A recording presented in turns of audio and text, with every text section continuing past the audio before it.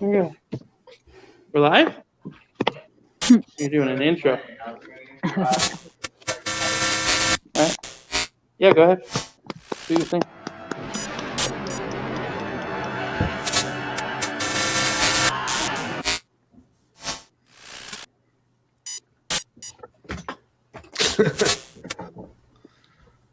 My advice to you, start drinking heavily.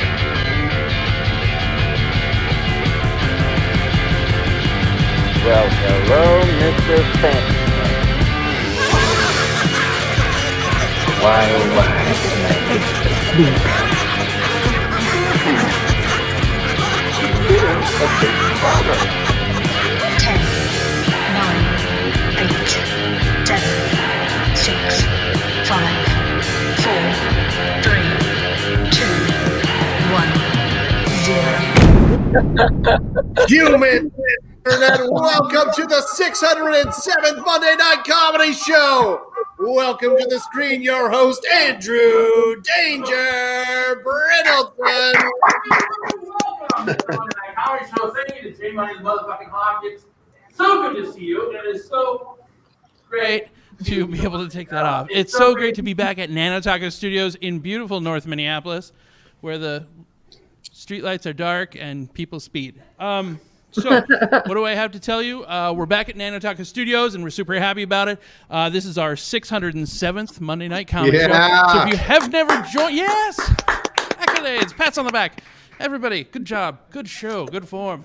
If you have not been or seen a Monday Night Comedy Show during the pandemic, during the times when we were physically in front of you and able to touch you in the dark, you're late.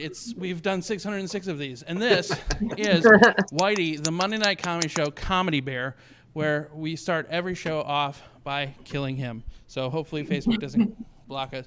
Anyway, it's very visceral. Hello there. Yay!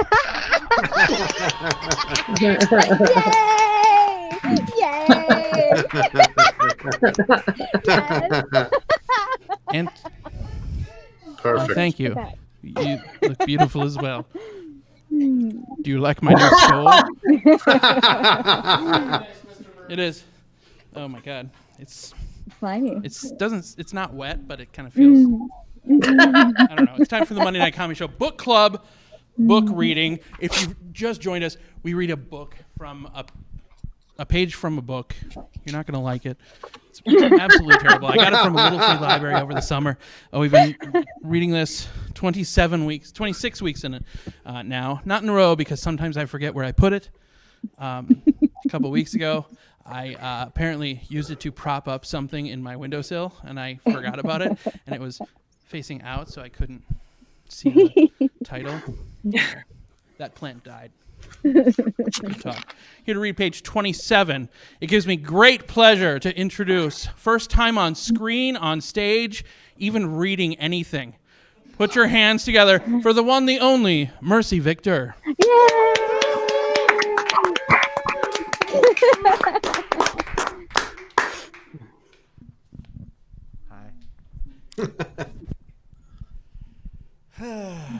I got talked into this. Do you have something to be sad about, Stephanie? Becky asked with concern, looking at her closely. Besides your singing, DJ added. May I be excused, Dad? Stephanie asked, putting down her fork. Whew, that was close. I almost said fuck. I'm not that hungry, and I have some homework to do. It's really important. Sure, Danny said. As long as nothing's wrong. Stephanie shook her head. The only thing wrong was how everything she tried was always a joke to the rest of her family and probably her friends. And then there was her really bad grade and the fact that she had no topic for her next paper, plus the sad truth that Kyle liked someone else. And the fact that she had absolutely no special talent at all. Other than that, everything was just peachy. So how's the homework, Danny asked later, poking his head into Stephanie's bedroom. You seem pretty anxious to get to it. It's okay, I guess. Stephanie looked down at the notebook she'd been doodling in for the last hour. She'd been trying to come up with a topic for a paper, but so far all she'd come up with was 50 different ways to write Kyle's name. I thought Jeffy was going to give you a music lesson after dinner. Did something happen? Danny asked. That's that.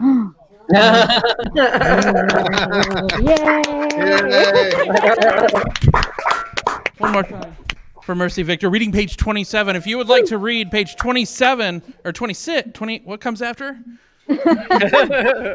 Wow. 27, 28, 29. We just had a bit of an episode or something. I don't know. Anyway, that was page 27 of Full House. Stephanie, Picture Me Famous, the Monday Night Comedy Show book club book. And you can read next week's page 28. All you have to do is ask. That's pretty much all you have to do at the Monday Night Comedy Show. Get on is just say, hey, can I do this thing? Yep, you sure can. The prerequisite is that you're not a dick. That's, okay. Boy, I miss an audience.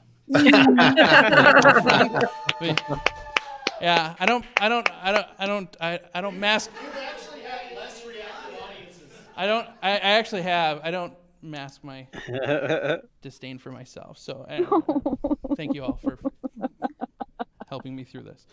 This whole the 13 and a half years that we've been doing the show has all just been a therapy assignment assigned by my therapist in 2007. If we reach 1,000 shows, then I meet back up with her. And ask me how I feel. That's so funny.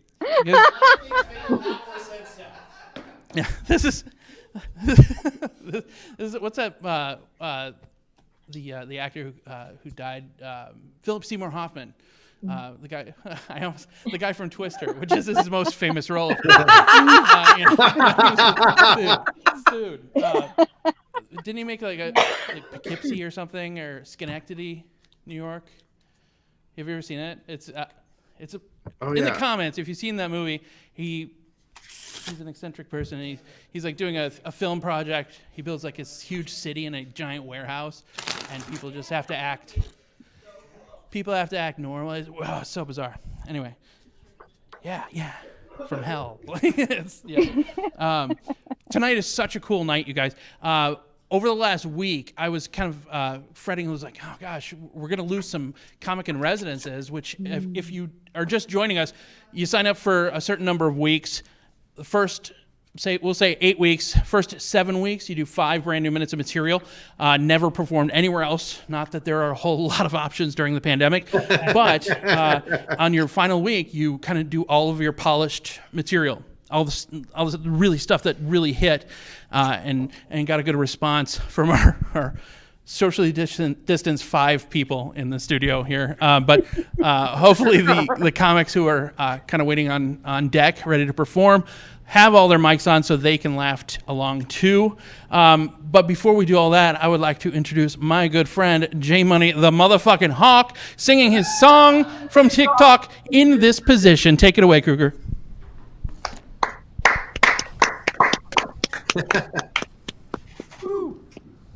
Hi, everybody. Hello. Hey, look, I'm solid. So this is the thing I sent to Andy, and then he didn't see it for like 4 days, and then asked me to do it for the show. So, all right, here we go.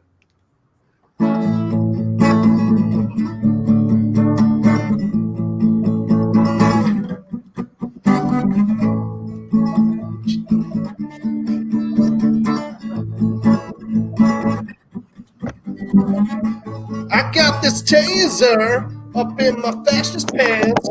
Don't you know it goes and then it goes off and it shocks my junk. Don't know what I want this pain in the tip. I'd have never been up in this position if I didn't take part in sedition. I'd have never been up in this position if I didn't take part in sedition. I got this captain flag, you can't tread on me, man. Oh, nowhere to trip. Now I'm on the floor, tread on till I'm no more. Can you tell me now what is more ironic than this? I'd have never been up in this suspicion. If I didn't take part in sedition, I'd have never been up in this position. If I didn't take part in sedition. Yeah! Thanks, everybody. That was Jason Kruger, a.k.a. J Money the motherfucking Hawk. Caw-caw. Featuring RZA and Pitbull. That's what you... Not at all. No, I don't know what that means. But anyhow, you know what I do know? I know the definitions for a few words.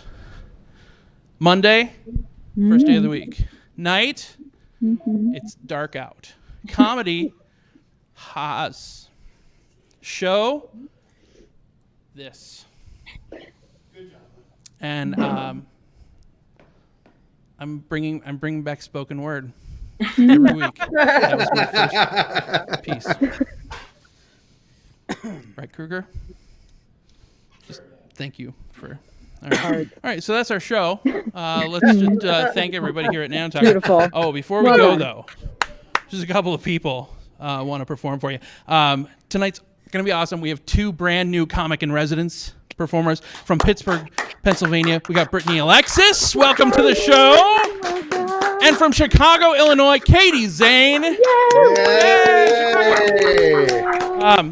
They were the first to answer the call when I posted this week that we need new comic in residence performers. We dropped the weekage, the weekage. I don't know if that's even a thing, but it's supposed to be 8 weeks of new material. That's what everybody's done up until this point during the pandemic, and but we got such a huge response that we had to drop it down to 6 weeks. So these folks are going to be doing 5 weeks of brand new material just for you guys, and then on the end, on their 6th and final week, they'll perform a longer set. Tonight we have a longer set from one of our comic in residences who's ending 8 weeks of brand new material. He's going to close out the night, Nick PIONTEK. So yeah, 5 new every week, and did a great job. Everybody's doing awesome, right, Kruger? Yeah, everybody's doing such a good job.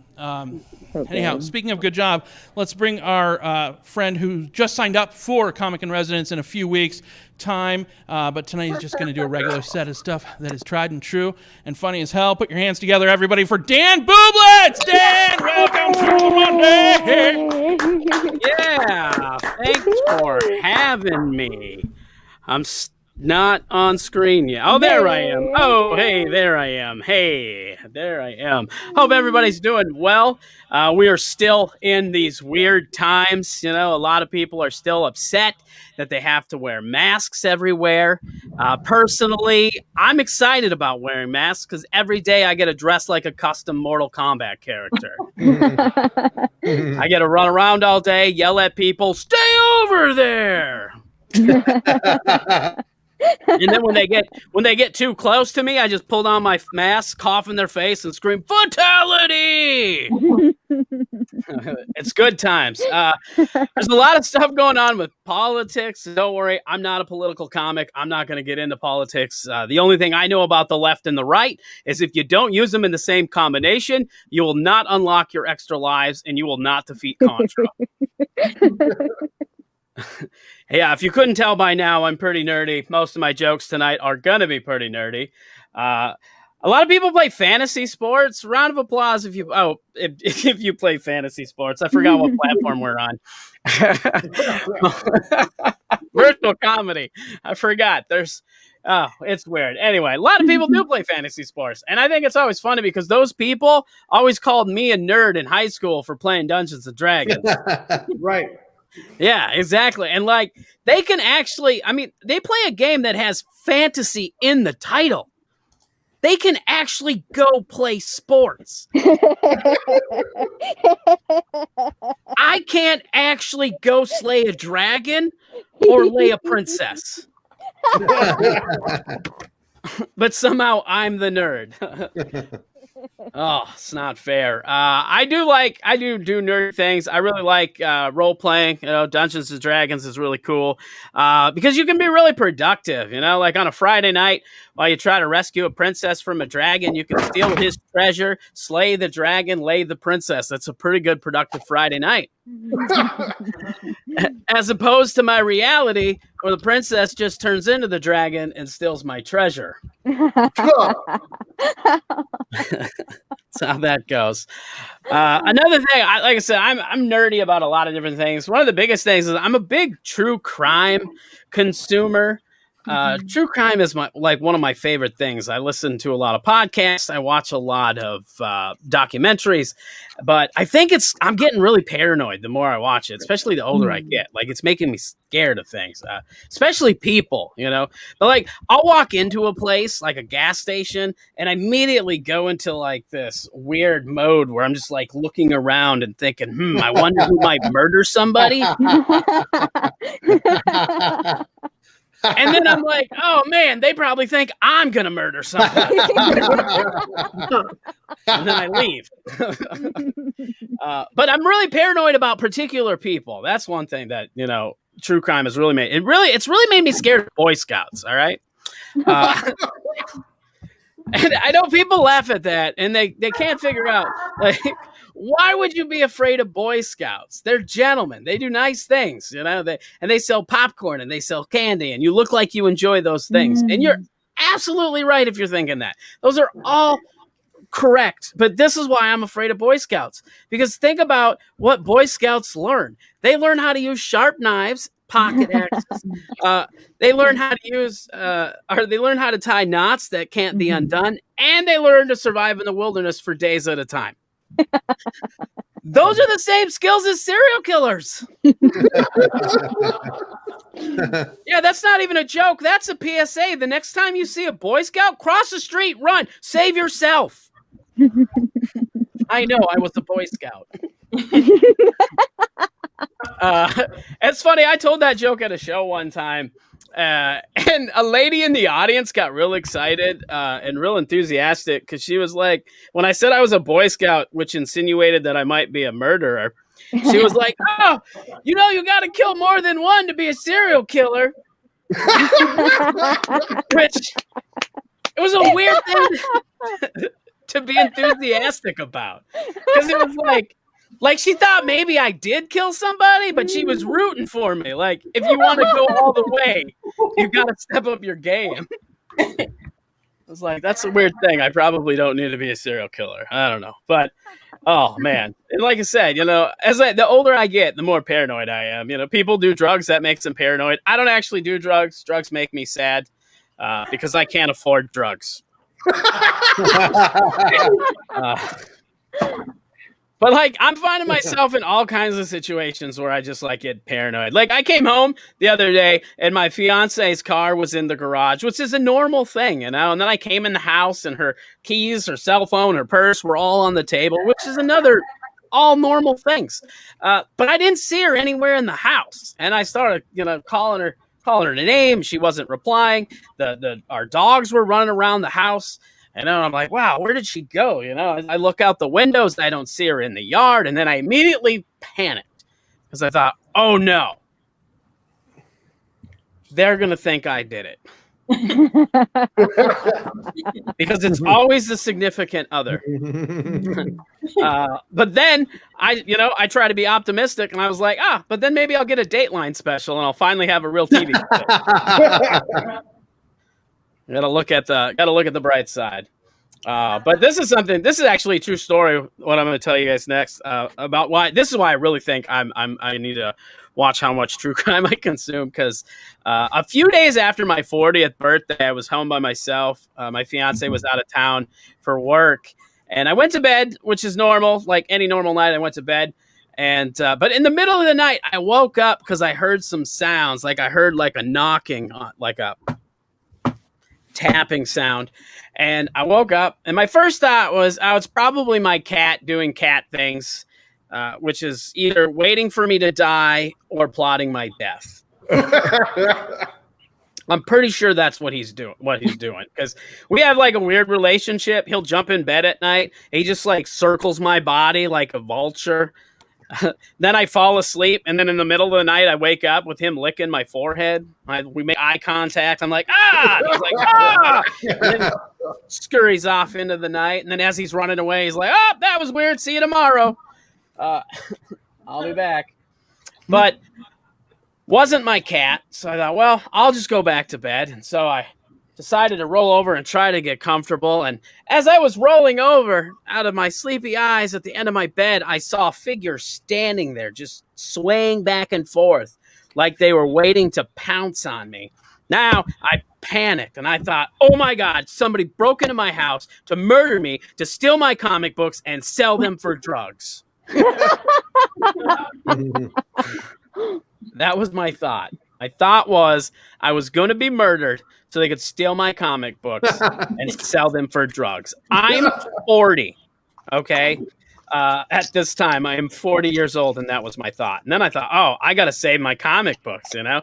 Blood started rushing through my body. My heart started beating really fast, and I thought, oh, it's time to save the comic books, the fight or flight moment. And the only thing I could think to do was just sit up in my bed and go, ah! And try to scare them away like a bear in a campground. The bear was not scared at all. No. Because they did. The figure just stood there still swaying back and forth like they were going to pounce. Now there's adrenaline running through my body. I should start waking up and coming to my senses. Nope, not Dan. Now I have a second chance because they're still going to murder me, still steal my comic books, and sell them for drugs. I'm 40, and this is my thought. Now I think, well, maybe if I shine my light on it, I can scare it away like a raccoon. So I turn on my cell phone, and I aim it out, and I'm like, pow! And they were balloons bouncing off the wall for my 40th birthday. Oh, man. I wish that was a joke that I wrote. That is a true story. I'll leave you with a few silly jokes. I got to get out of here. My time's about up, but I'll leave you with these few silly dad jokes. I never grew up. I just grew out. Now I'm looking for a seamstress to take me in. Oh. Yes. That is a well-tailored joke. And I'll leave you with this final zinger. I've been trying to achieve REM sleep, but it's really hard to do when you know everybody hurts sometimes.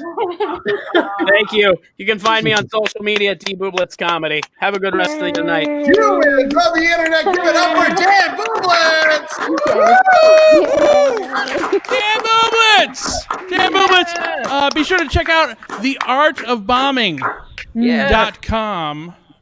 It is his podcast. We showed a clip of it last week with Wendy Mayberry, but just go to the search bar in Facebook and look up The Art of Bombing, and you'll see that link. So what's next? I'm trying to do like 10 things at once, and I'm not computer savvy or tech savvy. It's okay. What's next is the person after Dan BUBLITZ. Oh, that's fairly easy enough. Folks, we haven't had this next performer on the show in a very long time. It's super exciting to have him back. Everybody on the internet and here in the studio, scream as loud as you can for your next performer, SENTHIL, RAJASEKHARAN! Yeah! Hey, it's true. It's been a while. This is my new setup. My new camera setup. Usually when I'm on stage, people can't see my whole body. Now they can only see this is 20% of my body. So, so I have to use just 20% of my talent. I get to use only 20% of my talent. Just imagine watching Pornhub with just the faces of people. But I'll try to make you all laugh and come. I don't know. This went dirty. Now, I didn't intend to do that, but that's what happened in here, and I am. What else is going on? It's MLK Day today. Happy MLK Day. He's my main man. Thank you so much. Without MLK, I won't be here in this country. So thank you.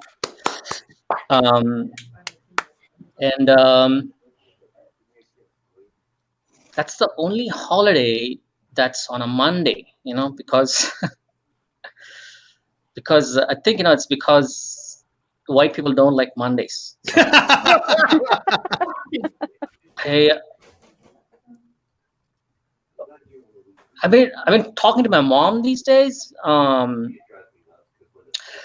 because it's the pandemic time. She lives back in India, and I've been talking to her, and my mom is like, Senthil, you haven't talked to your brother in 15 years or so. You know, why don't you call your brother, Senthil? You have to talk to your brother.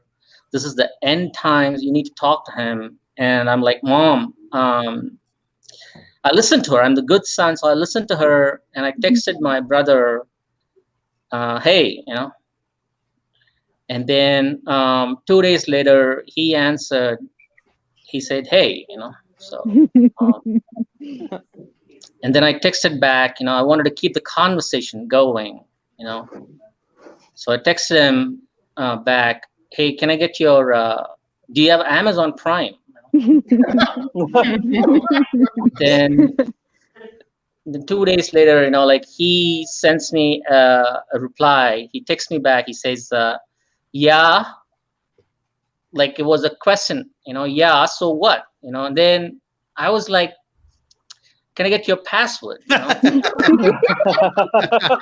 And I haven't heard back from him at all, you know. This is what I get ignored. I get ignored for being the good son, you know. Family sucks. I want family, but I don't want family. I don't know. Like, sucks. So I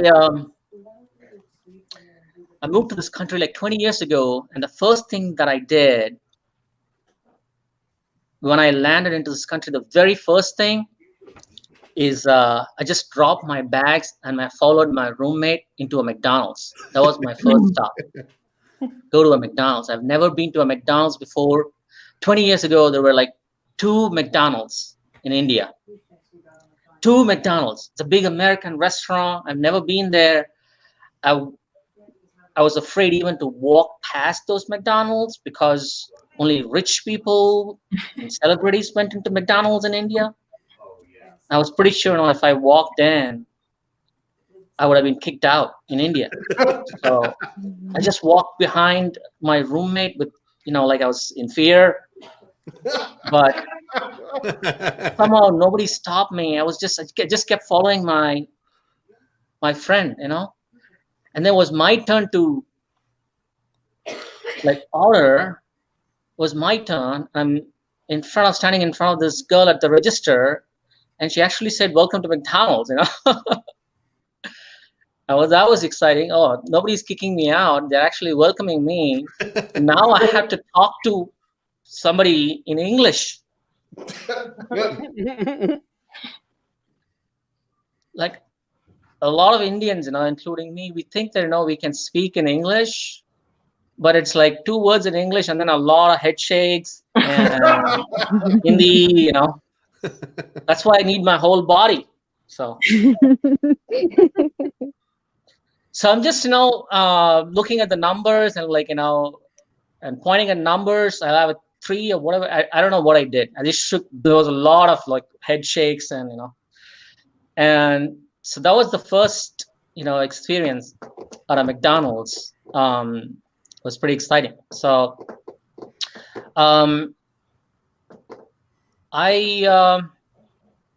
people have been doing a lot of yoga in these anxious times, and I actually, you know, like don't do yoga. I grew up in India, but, you know, I don't do yoga. And one time I went to a yoga studio in New Jersey. I wanted to find out what New Jersey yoga was like, you know. So I went into this yoga studio, and all I remember from that yoga studio is that the instructor guy was a tall white man, and he was very nervous when he saw me, you know. That's all I remember. I couldn't find out for a long time why this man was nervous. This tall guy, he's white, and I'm a tiny, small, brown man, you know. Why is he nervous? I couldn't figure it out. And after a long time, I realized that this man, this instructor guy, he probably thought that I was gonna test him in his yoga class. Maybe that's why he was nervous. Maybe I was sent by the yoga headquarters or something to test him. So that strange feeling, like that I experienced, that was a feeling of like power, And it was confusing to me because I've never experienced that before. I should have abused my power, I should have told them, hey man, headquarters sent me. Look, Dan, you forgot your namaste. How about don't just stand there, Dan? Is that your standing tree? Show me a little downward dog, Dan. Something like that. Use my power. Who cares? I don't know how to do yoga. Simon Cowell, he's a judge in American Idol. So he doesn't know how to sing, so who cares? I could be a judge in American Yoga Idol. So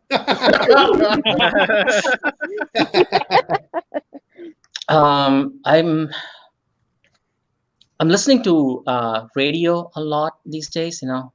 Not the yelly people who yell into like not the conspiracy theory radios. Like I listen to public radio. Public radio is very calm. It's very soothing. They don't yell at you. They don't keep yelling. Like the terrorists are coming.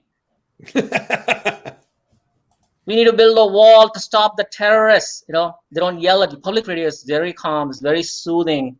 So I listen to a lot of public radio. But sometimes public radio can be, even public radio can be scary because they tell you some very important world news, and then all of a sudden it's spring membership drive. It's very scary. Let me illustrate. Let me, like put on my public radio voice and tell you, like exactly what they do. It's 6 p.m. at the public radio studios. In world news today, the Iranian General Soleiman was shot in his face with a missile. Are you a member of public radio yet?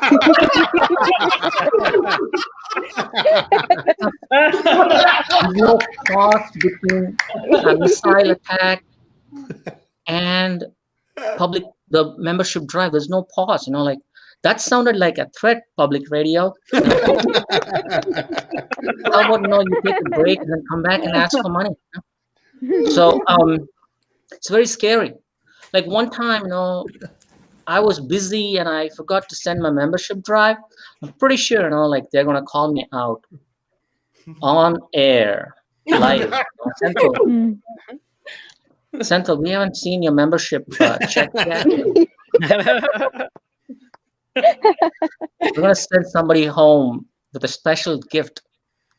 You know where you live, so. All right, man. That's all I wanted to try, Andrew. Thank you so much. Thanks for giving me. Thank you.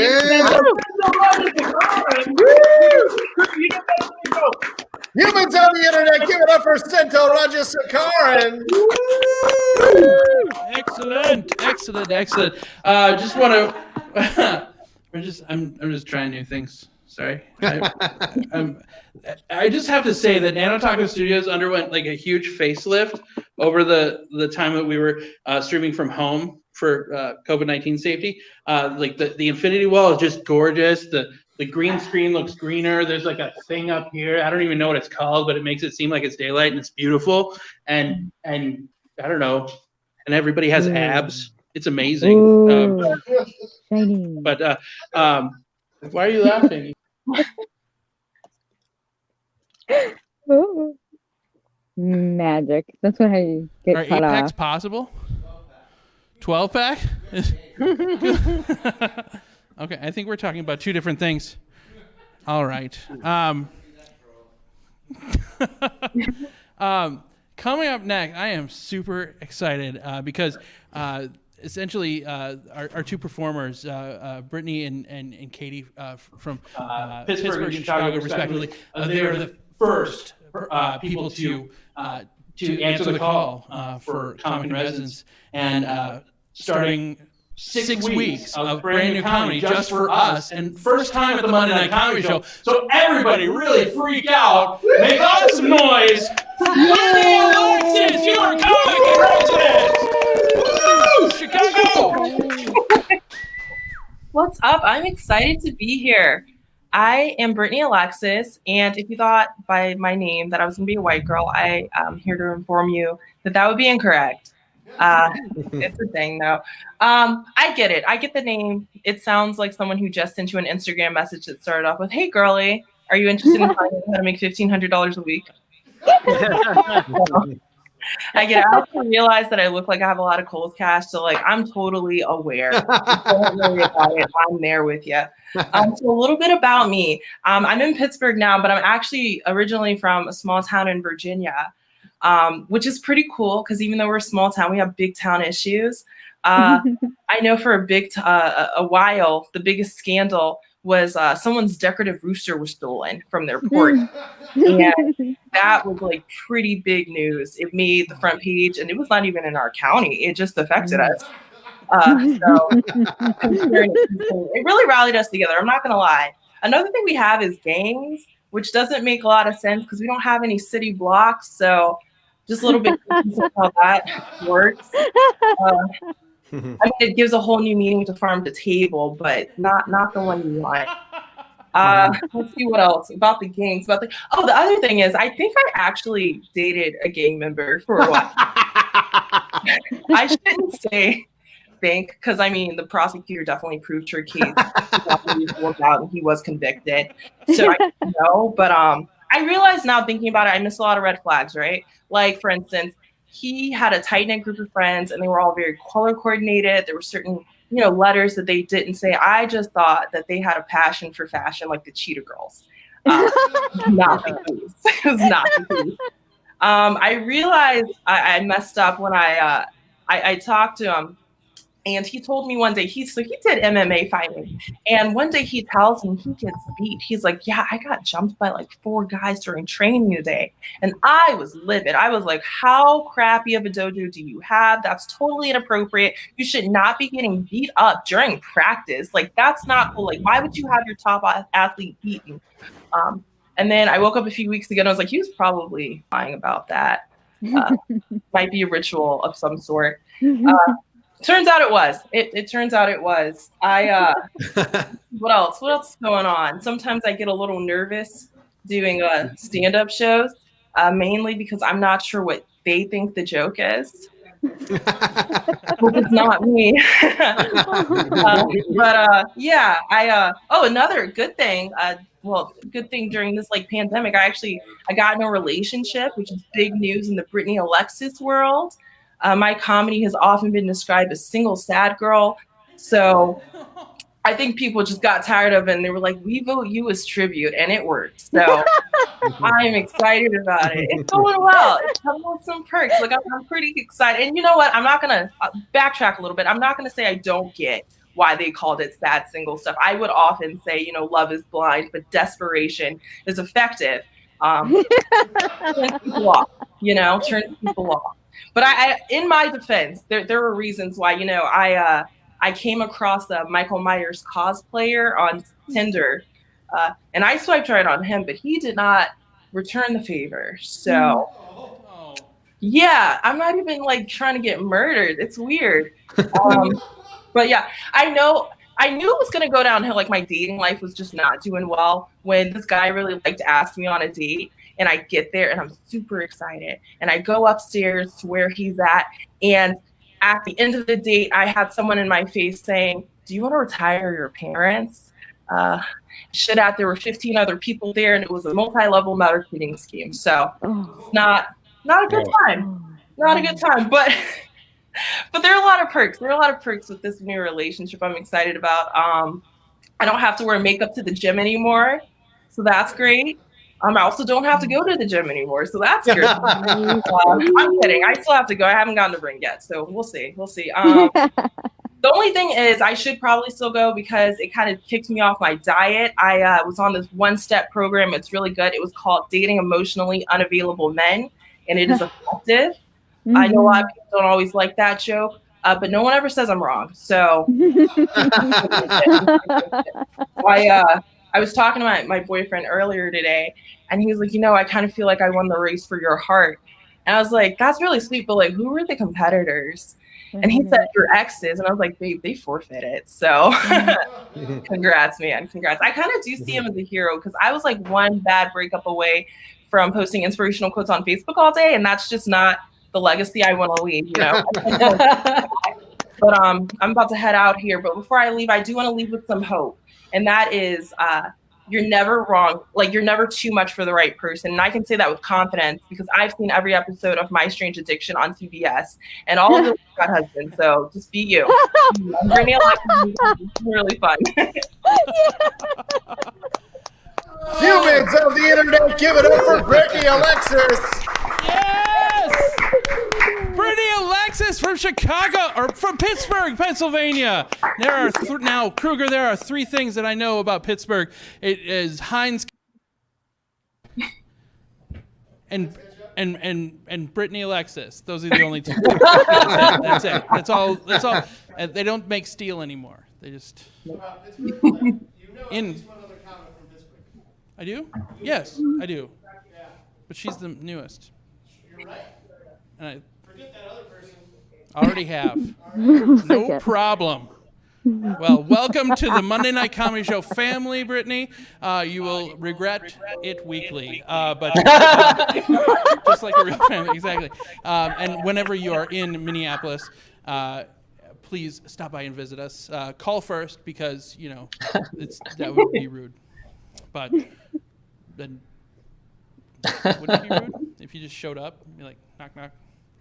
That's the start of a sitcom, like a wacky out-of-town visitor. I thought you were literally talking about the Three's Company theme. No, I was thinking, actually the theme song that I had running in my head was Perfect Strangers. Oh, okay. So, now we learned about each other. All right, let's learn about someone else who's much more interesting than us. Speaking of interesting, my God in heaven, you are in for a treat, Mr. Kruger. Yes. Friends in the studio, people in the audience. Yes, did you hear it? Proof of life. There are people here, not just Kruger and I. We got Kat Morgan.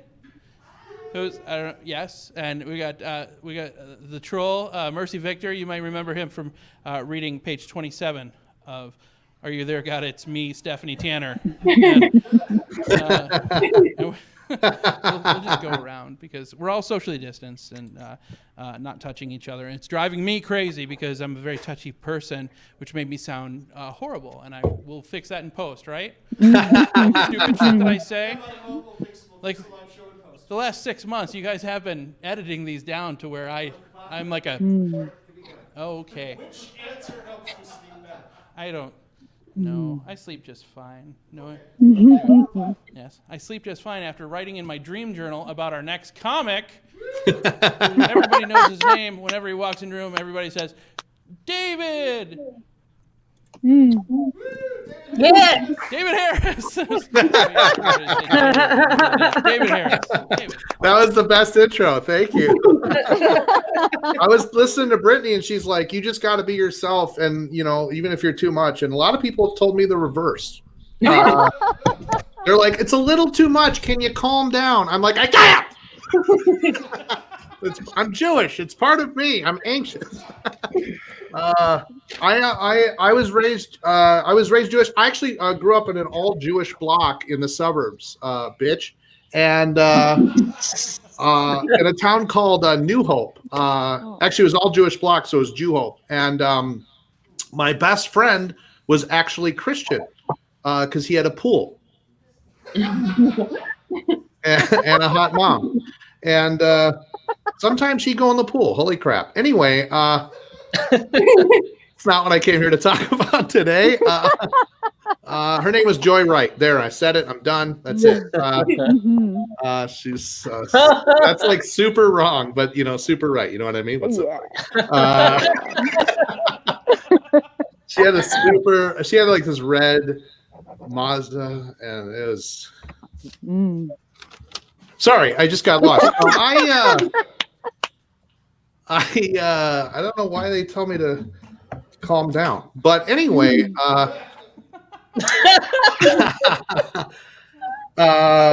my best friend was Christian, and that's what I was saying. Not that my Jewish friends weren't nice, but they were just harder to get along with, and I can say that because I'm one of them. They were jerks. And like my friend Dan, he would always cheat when we play Monopoly. He always wanted to be the banker. That's not a Jew joke. What he would do is he would take the 500, stick them under the board on his side, and I'd be like, I see what you're doing. And he'd be like, nah. And you can't argue with a nah. At least I couldn't because I was weaker and he was a year older. But I tried. I was like, uh-huh. And I was like, yes, I do. He's like, nah, uh-huh, nah, uh-huh. I'm like, I'm going over to John's. He's like, uh-uh. I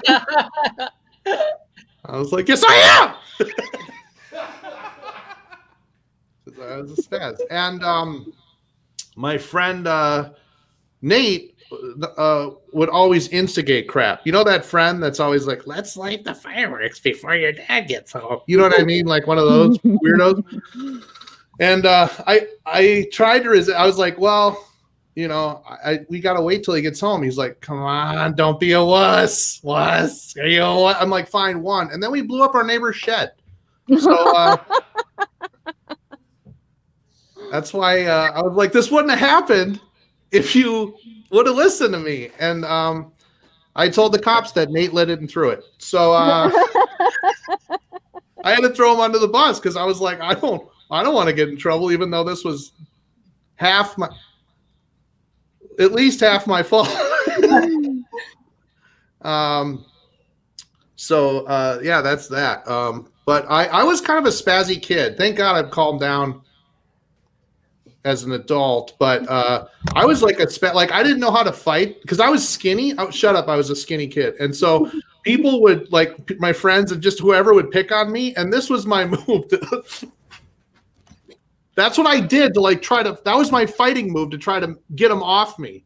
You know, I'd just be like, and you can't do that now as at a T-Mobile. You know, that is not acceptable. They will ask you to leave, and I have been asked to leave. I'm like, I am the customer. They're like, all right, sir, you need to leave. So, speaking of spazziness, sometimes I have a little bit of a temper. Like I went to get my oil changed, and I was like, this was before the pandemic. I haven't got my oil changed in like 4 years, but. I went, and then the guy there, he was asking me, he goes, go and talk with the mechanic. I think that's what they're called. Anyway, he's like, go in there and talk with him. And I'm like, hey, he's like, and the mechanic goes, you check your oil? You check your oil? And I couldn't even spit out because I was like, why is he yelling at me? And he's like, you check your oil? And then he goes like this, are you a man?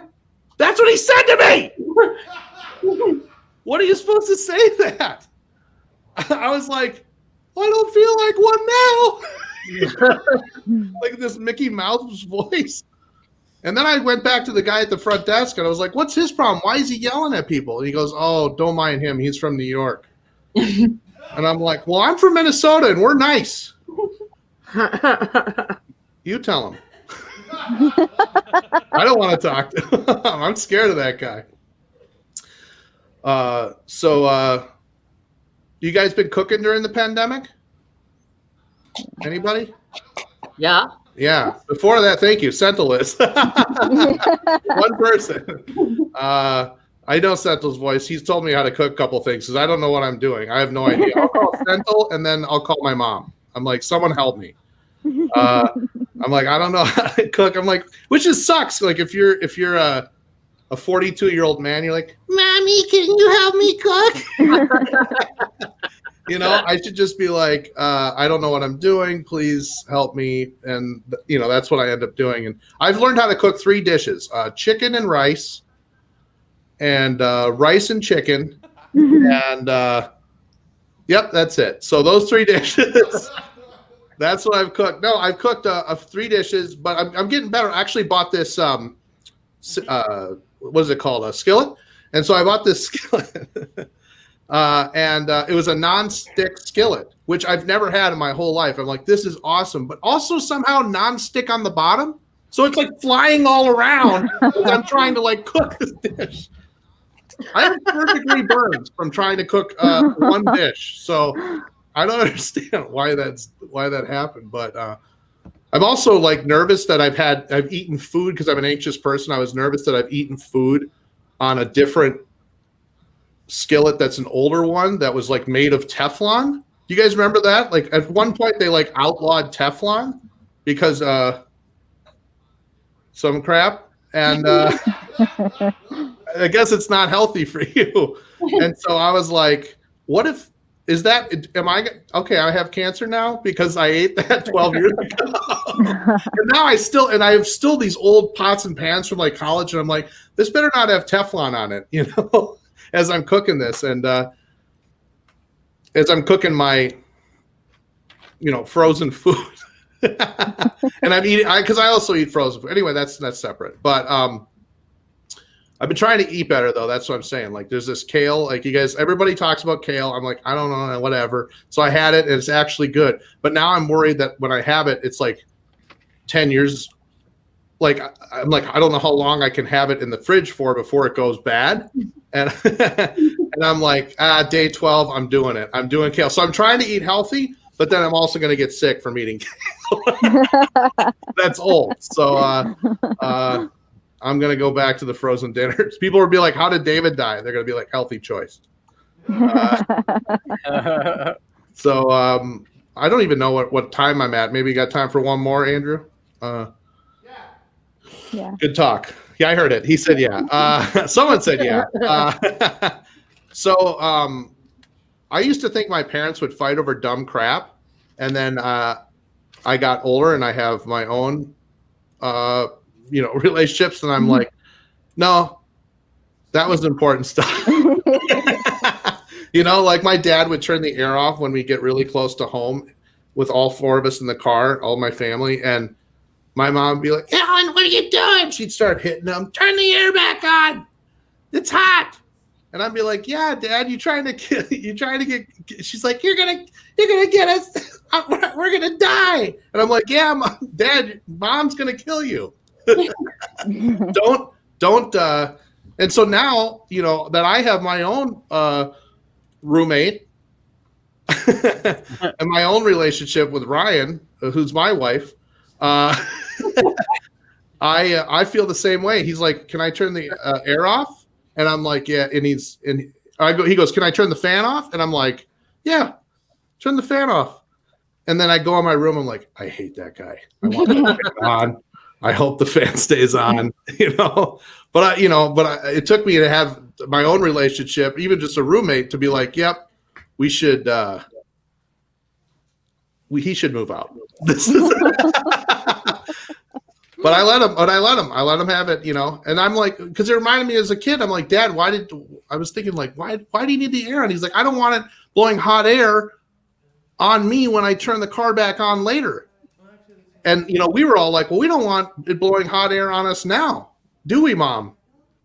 Mom? Okay, she's passed out. So she's out. But yeah, that's all I got time for. I appreciate it. Thank you so much, guys, for having me. Humans of the internet, give it up for David Harris. David Harris! Woo! Yeah, David Harris. Back again. David Harris is also in North Minneapolis, like we are here at NANOTAKO Studios. And since we don't like anywhere else but home, it's hard for us to wrap our heads around that other comics live, elsewhere. It's very strange that you're not all from Minneapolis and St. Paul. For example, we just had Brittany, who was here from Pittsburgh, but our next guest is from something called Chicago, Illinois. Yeah. Yes, I know. And this is one of the two folks that are starting off our just big rush of all new people doing Comic in Residence, and I'm super excited to have them here. Please put your hands together and welcome to the Monday Night Comic Show, your next Comic in Residence, week 1 of 6, from Katie Zane from Chicago, Illinois. Thank you so much. I am super happy to be here. I'm super happy to do this. I'm super happy to have a reason to write. So thank you. Yeah. So belief is a very powerful thing, right? Like belief is why monogamy still exists, because people continuously keep thinking that it's a thing. But no, like belief, it brings down countries. It keeps families together, you know, the monogamy. And apparently if you're a white guy, it will get you a full organic diet while in the American prison system. We have learned recently. So it does turn out that prison reform is possible if you storm Congress first. I don't know. Like you almost did a coup. You did a fascism. Here's some organic vegetables. All right. Yeah, I was once in a psych ward for like 3 days where I needed like only like Ensure, like I could only take like liquid food, and it took like 3 days for me to get an Ensure. This motherfucker's getting organic salads. That's fine. I don't have a problem with it. So I would say the biggest change for me in quarantine is that I have learned that you can still shit yourself even if you're always at home. Even if you never leave your house, you can still shit yourself multiple times. I think I'm on number 5, which isn't bad because it's been almost a year. So I feel like that ratio to like not shitting myself to shitting myself, pretty good. I am a disabled person, which, by the way, that's why I shit myself so much, just in case you're like, what's up with this person? They have a problem. They should talk to somebody about that. No, I'm disabled. I have multiple sclerosis, lots of issues in my body. And I will say, like, it does keep me from working, but that's probably for the best. Because, like, one time at work, I, like, skipped out to go watch Jurassic Park 3D in the theater. Like, I didn't go to work to go do that. So I'm not a very good employee. I'm not reliable, you know. I hated working. I was kind of like, it's like the one time I've been like, oh, I'm so glad that I have like 11 diseases, you know. Like I'm so glad I have all these things wrong with me. Yeah. So one of the things I recently discovered, I don't know if anybody else has, is I discovered that you can snooze people on Facebook. Like, and I honestly think it's the best invention since like just deleting people you no longer like, you know, like you don't have to like confront your issues about how you don't like this person and should delete them.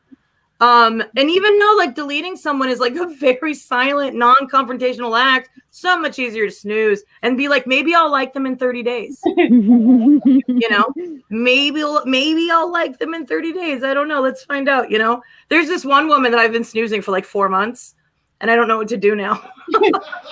And she follows me because she keeps commenting on my stuff. So I'm like, the jig is up. Like she's going to figure out that I do not follow her. But yeah, no, I don't know if like this is something I should actually be talking to my therapist about, you know, like I can't, like I'm having some issues. Like I can't delete people from Facebook. That's a problem. Like that's, well, okay. So I mentioned 11 diseases. One of the things I have to deal with is I have a mental health disorder called borderline personality disorder, which you probably have heard of. And you immediately were like, this bitch will kill people because that's the stigma of borderline personality disorder. But really what it means is that I have a lot of black and white thinking. And recently I've been struggling with black and white thinking when it comes to food. And I think a lot of people are like, what does that mean? And I'm like, yeah, it just means that sometimes my brain is like, we would like bougie food or nothing. I would like you to spend $60 or eat nothing and starve. Like that's how my brain works sometimes. It's fucked up. You know, like my appetite becomes like the final boss of a Karen, you know? Yeah. Like this must be perfect. Where is the hollandaise? Like I become my own worst customer. Right. That's what happens. The extremes of like loving and hating yourself is very weird. Mental health is very weird. Yeah. I will say, I've always said that I didn't want kids for a lot of reasons. Like I don't really want to clean up after kids. I think they're very expensive. I think that's well-known fact. It's not like a personal opinion. They are very expensive. And honestly, like I'm too selfish. I'm too selfish to have kids, and I think that more people should be real about that. Right. I'm looking at you, some of your performers that are having children. Like, don't do it. And it doesn't really matter anyway, because like, okay, somehow I've become like a fat person who has a cat whose ass I wipe. So it really doesn't matter that I forego kids, because I basically have a cat now. Yeah. Because my cat has long hair and doesn't know how to clean himself properly. So, like, sometimes I'm like, all right, buddy, come over here. Let's clean your ass. Like, that's my life. It's just like having a toddler who can't wipe themselves properly. It's exactly the same. I didn't really expect that to be my cat life. Yeah. Like, seriously. So I really want to, like, petition for something that I really want scientists to care about, because it's very hard for female-centered bodies. Like I'm a non-binary person, but that doesn't stop me from having breasts and a vagina. So I care about those issues, you know? And so I really want to petition for, can we just make breast like a choice that we can make every day? Like pants or hats or staying with my boyfriend, you know? Like just a choice. Like I kind of feel like they could screw off like garlic, you know? Like just unscrew them. Just like put them on ice or whatever. Go do your life. Because I think like only like 70% of the time we don't need them. There's like most of the time they're just in the way of everything. I think that's well established, and many other jokes about breast that they're just in the way. Like I just don't think I think everybody would agree. I think even like the most feminine straight woman would be like, yes, I would like to not have my boobs sometimes. Like I'm certain of that. Like they'd be like, yeah, that would be nice. Oh, did you hear me talking about your ass, my cat? Because normally I walk him with all my stand-up, but this time I brought him into the room. I'm going to end on this last little thing. I recently quit smoking cigarettes, and I think there's something that needs to be discussed, because it is well known that when people quit cigarettes, that they get like mean and grouchy and not very nice. But like they don't talk about the fact that when you quit cigarettes, you also might want to kill yourself. Like that is really lacking in the information that you know right away and should be more widely discussed. So therefore I've written this joke. I've been Katie Zane. Thank you so much for this time. This was awesome. Yay! Humans of the internet, give it up for Katie Zane!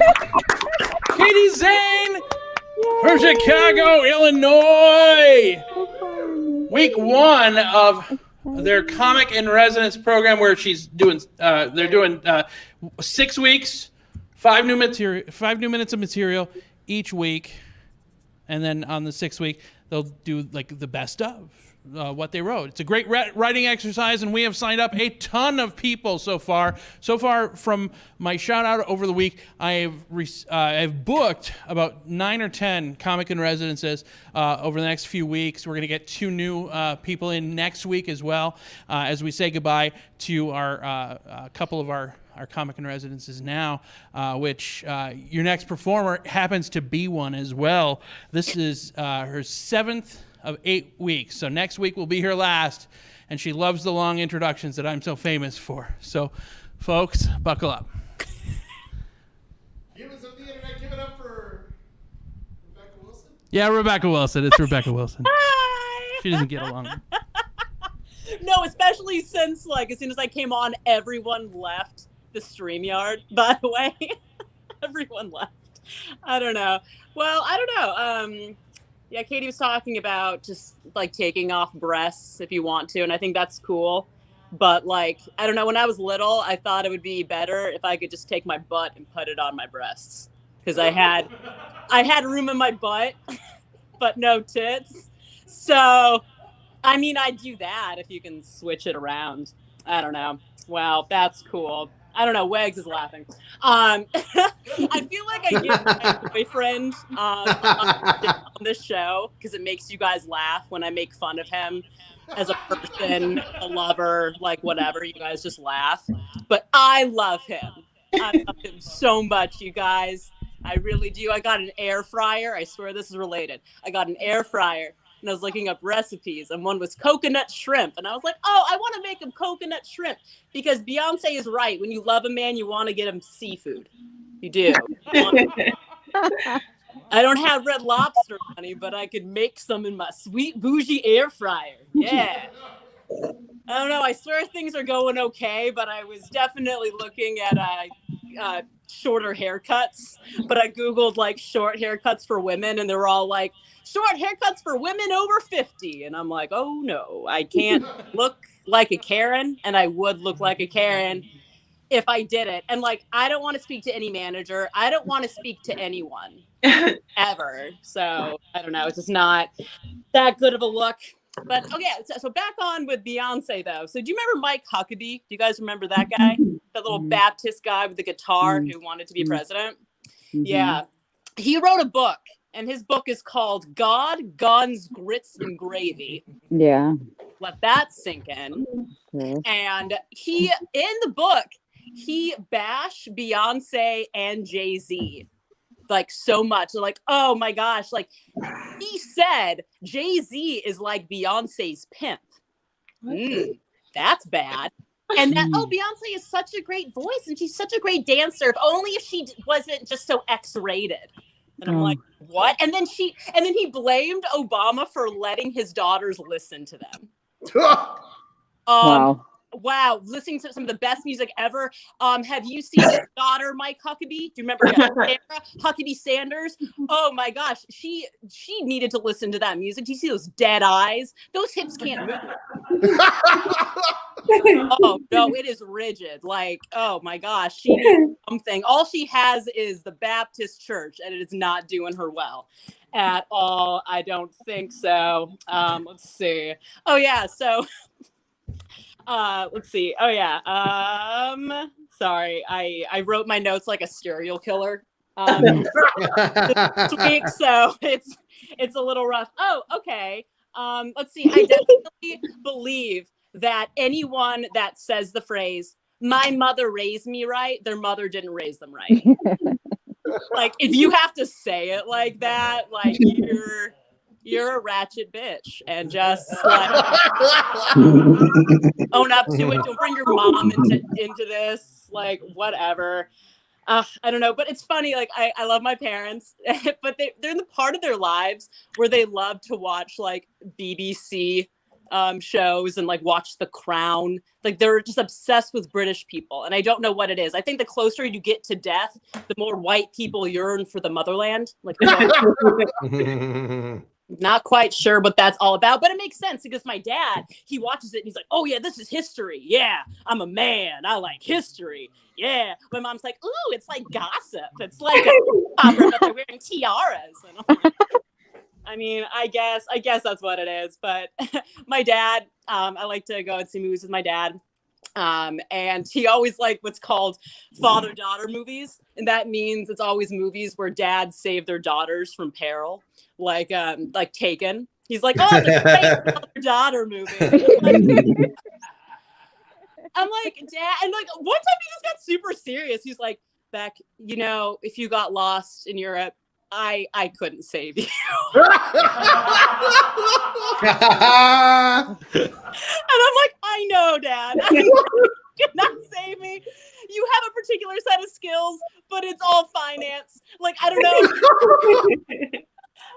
I guess you could call the guys and like negotiate the money down or something. Or help them like diversify their portfolio and get out of like the trafficking business. I don't know. Set them up with a nice HR job somewhere. Get them out of that rough life. But if you can't tell about me, I went to Catholic school for way too long. Just mind-numbing. And the big thing is dress codes, right? And so we had to wear plaid skirts, you know, naturally. And we would sometimes get skirt checks to make sure they were only like 1 inch above the knee. And I'm like, why are you making us wear these Catholic schoolgirl outfits if you don't want us to look hot? Like, I don't. Not the whole point. I don't quite understand. But the big thing, what was nice was you always had to wear knee socks. You had to wear knee socks. So do you know what that meant? You never shaved below your knee. Ever. It was a wild mess down there. No one knew. And if you were a smart chick, what you did is you played soccer, because then you would never have to show your legs. Wearing knee socks. And those girls are going places. They are smarter than I will ever be. Soccer. Oh, I had this super sad. This is probably why I had bad karma, because I didn't resolve this at all. A while ago, I got this text from this woman, and she's like, "Oh, Jenny, I'm here vacationing, and I was thinking about you. Love, Nana." And I was like, "Oh, Nana got a wrong number," and maybe she'll figure it out. And then she kept trying to contact again. I'm like, did her granddaughter give her a fake number? How you're ghosting your grandma? That's probably not a good thing. But I didn't tell her. So I'm not helping. That's just a bad thing with me. And also another thing, I just can't stand. I don't know. I've been trying to get receptionist or secretary jobs, kind of throughout my years, and I never quite get them. And I think it's because I'm not hot, but I'm too attractive for bosses' wives to be okay with. That's not fair. That's not my problem. These menacing, bitter women are keeping me from benefits, and I just can't. I can do a reverse ugly makeover. I can reverse she's all that, but it's she is just the secretary. That'll that'll do. I made fun of Mike Huckabee. All right, I'm done. Thanks, guys. Humans of the internet, give it up for Rebecca Wilson. Yeah, baby. That was week 7 of 8. She was one of the she's one of the last of the old guard of 8 weeks of Comic in Residence. Next week is her final week. She's done fantastic work all of her last 7 weeks. So one more time for Rebecca Wilson, Comic in Residence. We have one more Comic in Residence ending his tenure today. But before we get to him, let us watch one of the most recent Bitter Baker episodes from Tiffany Norton. This is the last of the new stuff that or the stuff that we can, the archive stuff that we can show on the show, because now we're just going to direct you to the Bitter Baker YouTube channel so you can subscribe and get notified of all the new videos that Tiffany Norton, the Bitter Baker, can do. So here, please enjoy this next episode of the Bitter Baker.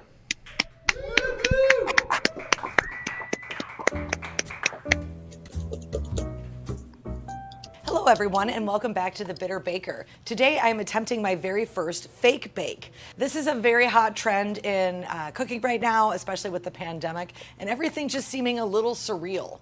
So I am making a cake that appears to be a bowl of spaghetti. Let me explain really why I hate the idea of this trend the most, is because I don't like surprises in my mouth. Right? My mouth sees something, it should taste like what my mouth sees, like my mouth has eyes. Have you ever bitten into a fritter and then you find out it's actually filled with jelly and it splooshes all over the roof of your mouth? Gross. So with extreme displeasure, I proudly present to you our bowl of lies spaghetti fake cake bake. We're gonna start with just 1 box of your favorite chocolate cake mix. Prepare it just like the instructions on the box, and we're gonna divide it into 2 greased pans. We're gonna bake these for a half an hour and let them cool. We're gonna remove one of them from their tins, and we're going to level one of them. That's gonna be our bowl. We're gonna invert that onto our plate, and we're gonna cover that very smoothly with our white cream frosting. One of the most popular examples of this type of bake is someone who made a crock shoe out of cake. You know what I'm talking about, the Croc shoes, the gardening shoes that are butt ugly. Someone made a cake that actually looks just like a Croc shoe. You would swear it was one until they slice right into it and split it apart. It's just like red fondant and lies. It's so gross. Then we're gonna start preparing our spaghetti fake noodles. We're gonna take frosting, 1/4 teaspoon of cocoa powder, and 1 to 2 drops of yellow food coloring.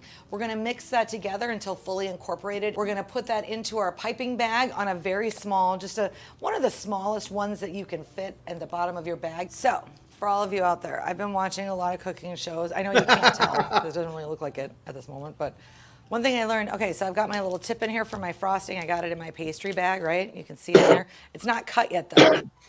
But look at my frosting is all stuck at the top. That's annoying, right? What should I learn? You can go like this. Huh? Check it out. And look, now it's all down at the bottom. In a separate bowl, we're gonna take our other cake, we're gonna put that into a bowl, and we're gonna separate that all apart. Kind of like we're making cake pops again. Once I have my cake crumbs all in a bowl, I'm gonna add maybe a tablespoon of our white frosting, and we're going to combine those together and knead them together with our hands until we make basically 3 little chocolate meatballs, and we're gonna set those aside. I'm terrified for the end of this endeavor because I'm probably gonna have to cut into this thing and try it. I don't want to, not at all. Let me explain something. Freshman year of college, we had one of those little dorm fridges, right? It's midnight, I had roommates. I didn't want to turn the lights and wake anybody up. Went to the refrigerator, pulled out what I thought was a can of Mountain Dew. It was a Miller. Slammed that thing. Threw up. Instantly all over my roommates. Yeah, I'm not looking forward to this. Now we can begin adding our noodles. Using a figure 8 motion, start circling your frosting over the top of your cake. And then we're gonna add our fake sauce, which is simply just pureed strawberries that have been thawed, and you puree them for just a second or two on low, just to kind of pulse them. You want it to be thin, but you want it to have a couple chunks, kind of like a meat sauce. You can then, once you've filled it all the way up and it looks like a bowl of noodles, then you can add your meatballs on top. And then we're gonna do our fake Parmesan cheese, which is just white chocolate that I am actually grating up in a Parmesan cheese grater, and we're gonna garnish that over the top of our cake. Once you've topped your cake with your fake Parmesan cheese, you're done and ready to serve this disgusting, horrible recipe. I sincerely hope you tune in next time, because I'm kind of excited. We're gonna make ginger snaps for my friend Ginger, who recently snapped. She works in customer service, and dumbass people refuse to wear masks, so see you next time. Brandon, I don't give 2 shits about what I said on camera. I'm not Sorry, I don't have enough hands. I don't. Humans on the internet, give it up for the Bitter Baker. You can ride in the back seat. Bitter Baker. Excellent. One more time for the Bitter Baker and Tiffany Norton for letting us show all of those videos here at the Monday Night Comedy Show. We can't thank you enough. We are down to our final performer here at the Monday Night Comedy Show. It is his final week as comic in residence, and he's retiring after this. He's not doing any more comedy because he's said everything funny that will everybody else might as well quit too. And all I have to say is, like, if you don't want to do the show anymore, it's okay. No, it's because Nick Piontek is doing his final comic in residency. We've reached the end of comedy, and we hope you enjoy the last set you'll ever see. Unless, some Deus Ex Machina thing saves us at the 11th hour. The Liberal Shaman. He's been called, folks. He's also been called some sort of a dildo at Sex World, and I forget the name. I think, like, the American president or something. I'm not sure. It's Great American Challenge. Yes. Yeah, that was. Ooh, yes. Everyone. Everyone. Brace yourself. It's Nick Piontek! Yeah! Hey! Woo! I couldn't get into the stream. You guys were actually all packed up. But it's funny, Andy, that you segued me into this because my youngest nephew, who's 11, who just turned 11, starts full-time school again tomorrow. And guess what idiot signed up to bring him and pick him up from school? This guy. And it didn't even occur to me that after a year of a pandemic, that this kid is literally going to come back with the corona. I'm going to have the coronavirus by Friday. So my plan, so it's funny that you were saying that I'm done with comedy because thanks to fifth graders, I probably might be done with life in general by the next 2 weeks. I went an entire year and avoided it. And my love for my family is what's going to end up being my downfall. My plan, however, is when I drop them off tomorrow, I'm going to try and find those sneeze guards that they put up in restaurants. And I'm going to go buy a super soaker and just fill it with like commercial grade disinfectant. And every time he gets in my car, I'm just going to cover him with disinfectant. And he's going to have a little corner of the car between sneeze guards that he can hang out in.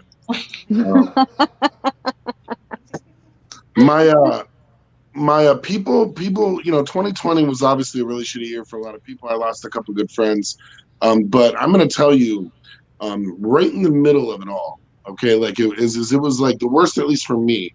Had you told me that in 2021 there'd be no more Trump, Bob Kroll was going to retire, and literally Blue Lives Matter people would be getting shot by the police, I'd be like, we're going to make it. It's going to be okay. We're going to survive, man. Like, there's good things on the horizon. And I absolutely find that hilarious. I got into at least 300 arguments in the last maybe 5 years with Republicans or right-wing people, anti-immigration people about walls. And I could never figure out how they didn't understand that a wall isn't going to stop somebody that really wants to do something. And then it wasn't until I watched them literally try to climb a wall and all the white guy ass crack and the struggles involved. And I'm like, oh, that's why they want to spend money on a fence, because they can't climb them. That's interesting. They've never seen some of my friends run from the police because walls and fences aren't that tough. I've been watching a lot of TV like everybody else and getting a little homely looking. My favorite commercial that I've seen in 2020 or during Corona was Chick-fil-A, and it says, cooking like your grandma cooks. If you're watching this and your grandma cooks like Chick-fil-A, she doesn't know how to season French fries or anything. Your grandma sucks at cooking. I have never gotten some more bland-ass food. I remember the first time I went to Chick-fil-A. And mind you, I used to live in North Minneapolis near literally 3 Popeyes. So me going to Chick-fil-A, I was like, I don't think there's anything more Caucasian than picking a Chick-fil-A over a Popeyes, but that's just me. The other thing I get to look forward to in 2021, and I did tell a joke, and I've actually been saving this, is I get to tell Comcast to go fuck themselves. And I've actually been saving this. I'm going to wait for me to have like the worst day ever, because I moved, and where I live now, Comcast doesn't operate up here. And so I get to call them and go, I want to cancel my service. And they're going to go, well, are you moving? I'd like to go. And I'm going to wait for the worst day that I have. I'm going to wait for a day I want to murder someone, and then I'm going to call and cancel Comcast. And I'm going to have some fun with that, because I worked in customer service for 8 years on the phone. And when they ask me if I'm going to take the survey, I'm going to be like, hell to the yes.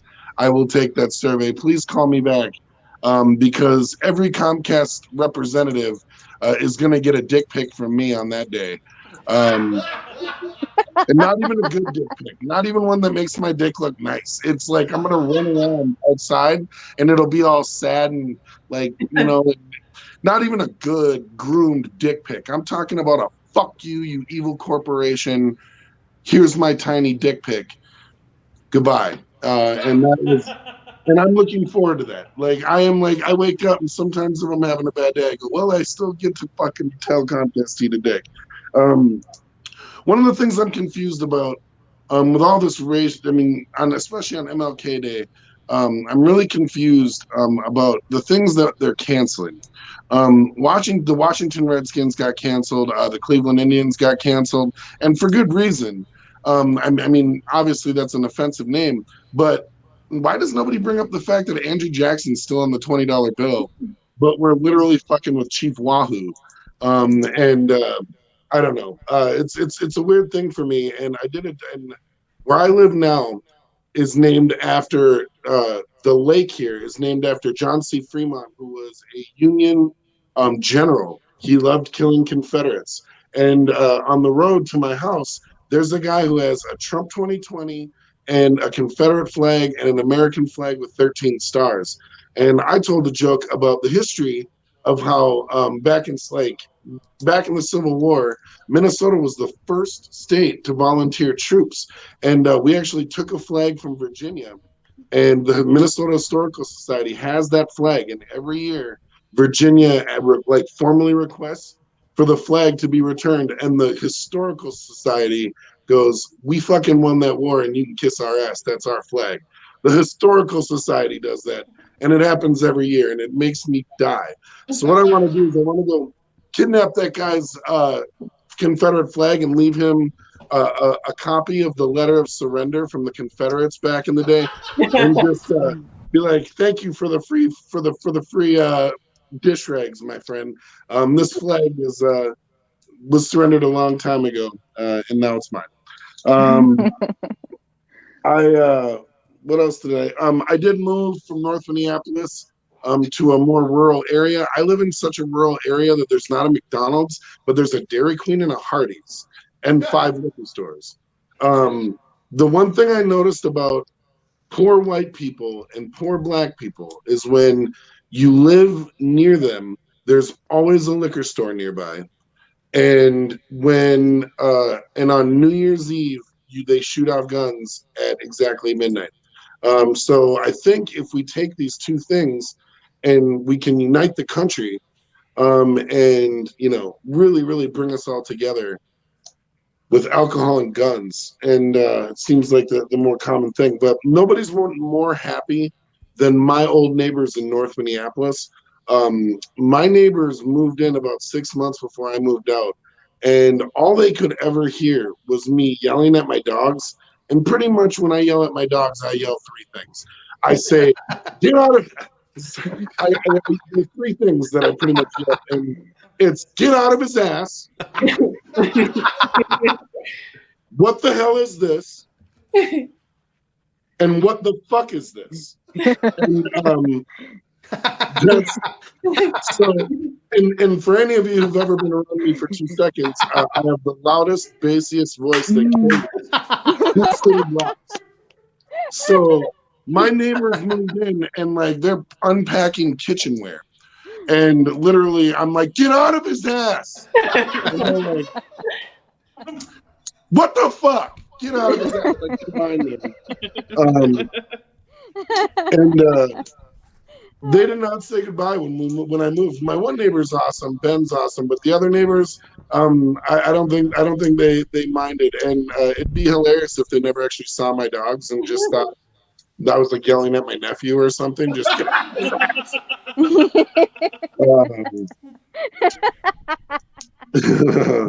what else was I gonna do? I really and I'm gonna end on this, but I really do want to be positive for 2021. It was a rough 2020. I do want to see all of your beautiful faces in real life again and do comedy with a microphone in my hand instead of in my jammy jams with a lightsaber behind me.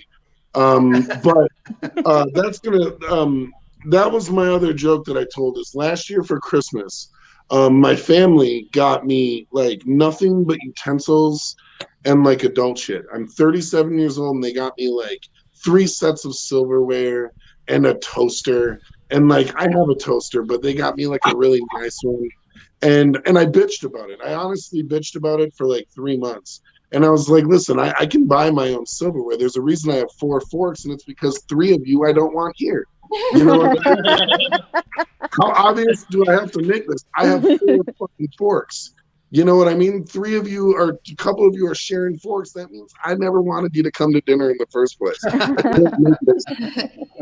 But so this Christmas, they got me literally toys that were made for 4 to a 10-year-old. I got a Ghostbusters ghost trap, and I got this badass Darth Vader lightsaber. And then the first time I showed you guys that lightsaber, I didn't know how much it cost, and I actually looked it up. And literally, my family got me a $300 lightsaber. Wow. Oh, damn. And I couldn't have been more ecstatic. Like every morning I wake up and I just hold Darth Vader's lightsaber, and I just go, "What's in store for me today?" You know what I mean? Like, what are we gonna do? And the funny part about that was, about 5 years ago, I was shopping for my family, and there was a really super nice $200 lightsaber.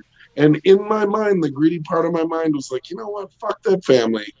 Just screw them. They don't need Christmas. You need the lightsaber. And I made the heartfelt decision to not be an asshole.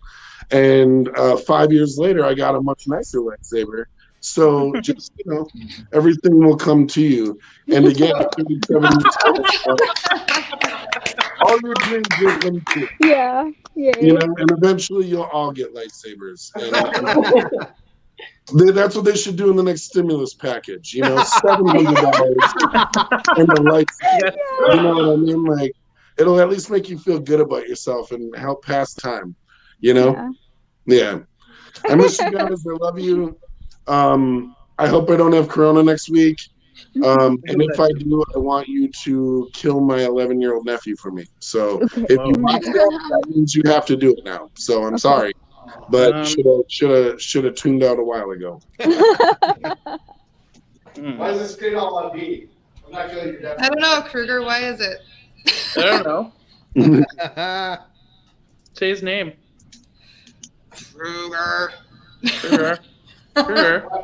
No, it's right now. This is the part where we should all be clapping for Nick.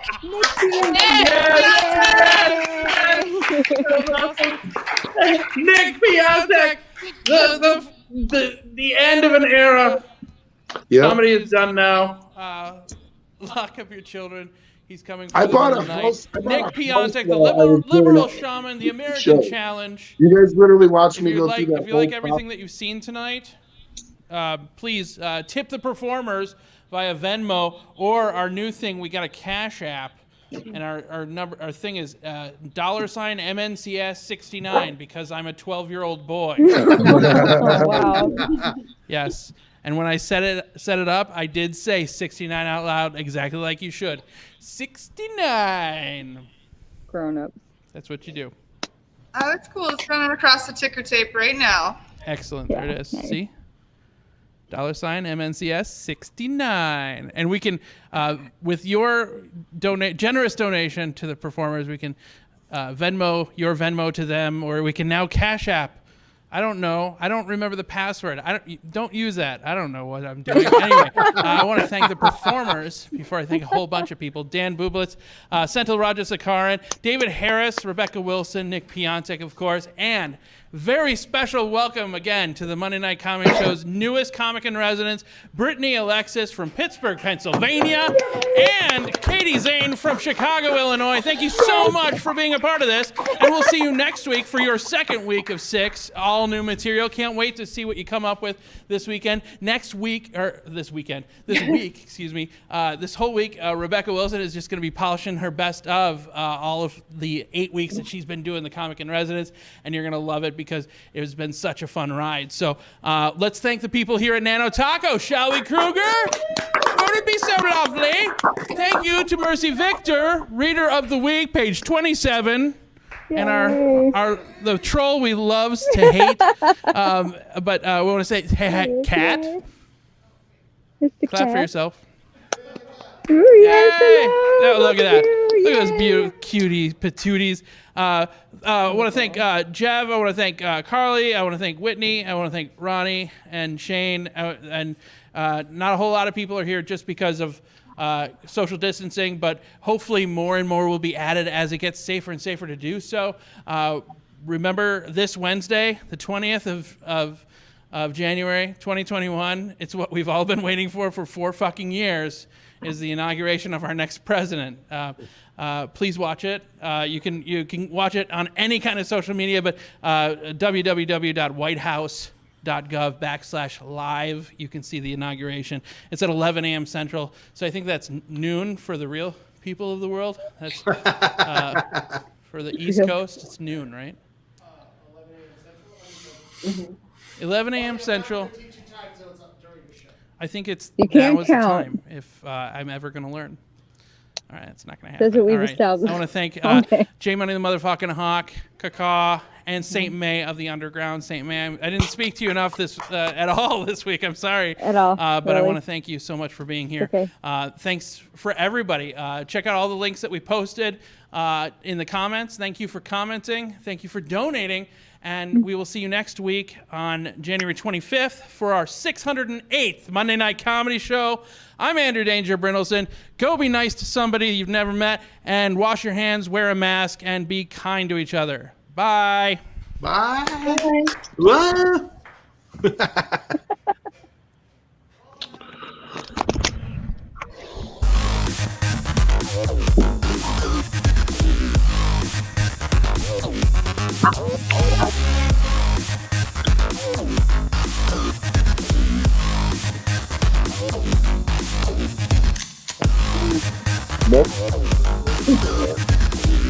I need to do.